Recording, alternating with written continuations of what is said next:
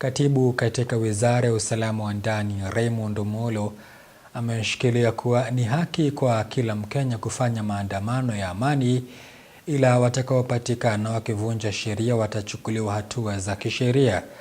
Aidha, viongozi akiwemo Waziri wa Kawi Opiyo Wandayi na mbunge wa Suna Magharibi Junet Mohamed wamewasuta viongozi wa upinzani kwa kile walichokitaja kuwa wanaandaa maandamano hayo kama njia ya kueneza vurugu humu nchini. There are indications of people who want to go and demonstrate, and the law allows us to demonstrate, to picket. As we do it, we must do it peaceably.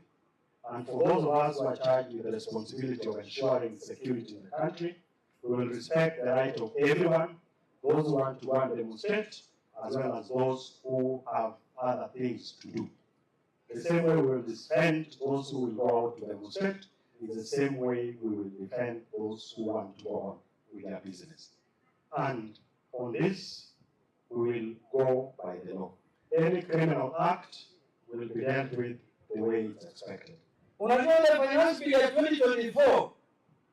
2024 wale walifanya maandamano walikuwa watu wetu ambao walisema hii finance bill ni mbaya, lakini hawakupatia sisi nafasi ya kupiga busasa hiyo vile tulipiga hii kutoa hiyo vitu yote. So age group ya wale walifanya maandamano 2024 ilikuwa between 15 years and 22 years, ndio walikuja town bunge. Sasa hii hiyo kazi imechukuliwa na wazee. Age group ya wale wanapanga maandamano saa hii average is 7 years, ndio wale wanasema wanafanya maandamano. This confused lot of opposition have been behaving like a drowning person. You know how a drowning man behaves? He clutches on every possible straw.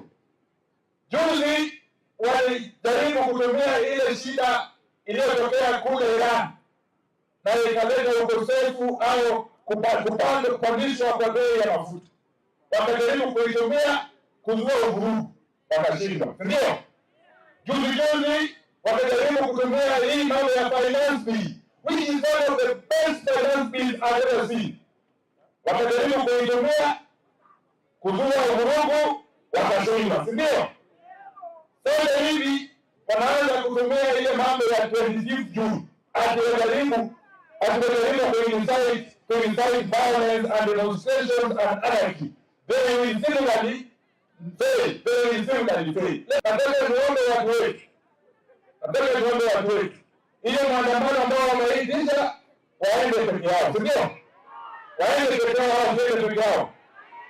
Hiyo ndio yetu hii, tuwe na utulivu na tukae nyumbani, tukae na kazi yetu ya kawaida.